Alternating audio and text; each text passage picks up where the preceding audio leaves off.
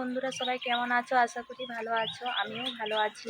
তাই সকাল সকাল তোমাদের সাথে একটা ব্লগ নিয়ে চলে এলাম। তো কেউ স্কিপ করবে না, পুরোটাই দেখবে, কিন্তু অবশ্যই ভালো লাগবে। আর আজকে দেখো কত রোদ দিচ্ছে, কালকে কত বৃষ্টি হচ্ছিল, আর আজকে হয়নি, এখনো রোদ দিচ্ছে।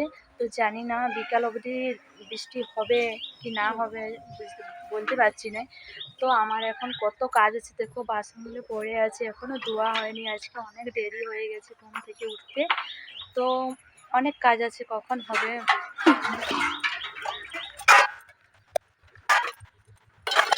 তো বাসন ধোয়া হয়ে গেছে, আর পুকুরের জলটা নোংরা ছিল, তার জন্য আরেকবার ঘরে গোলাতে হচ্ছে।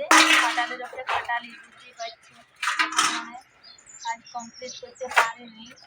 তো প্রচণ্ড শরীরটা আমার খারাপ, আমি আস্তে আস্তে কাজ লাগাচ্ছি।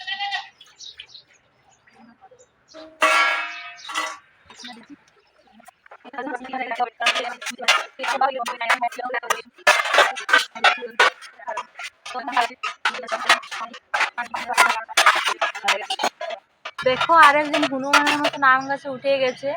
তো কি প্রত্যেকটা আম টিপে টিপে দেখে যে পেকেছে না পাকেনি, দিয়ে সেগুলো পাড়া হয়। মানে ঝড় দিবে, কখন আম পড়বে তার আশায় আমরা বসে থাকি না, এরা টিপে টিপে দেখে তারপরে পাকলে নিয়ে চলে আসে। তো ঝড়ে কি আমের করবে সাইজ বলো? গুলা দেখো, আমের সাইজ গুলা দেখো।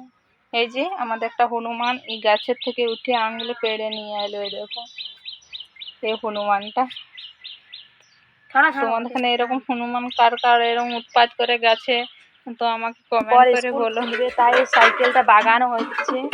তো স্কুল খুললে তো সাইকেলের দরকার, তার জন্য এরা বাগাচ্ছে, মোবাইল টোবাইল দিয়ে সব পরিষ্কার করে রাখছে। এরা বাড়ি থেকে ঘাস ছিঁড়ে আনে, গরুটাকে খাওয়াচ্ছে, কারণ গরুটার আজকালের মধ্যে বাচ্চা হবে, তাই এরা ঘাস ছিঁড়ে যত্ন করে খাওয়াচ্ছে, কারণ এরা বেশি বেশি করে দুধ খাবে বলে।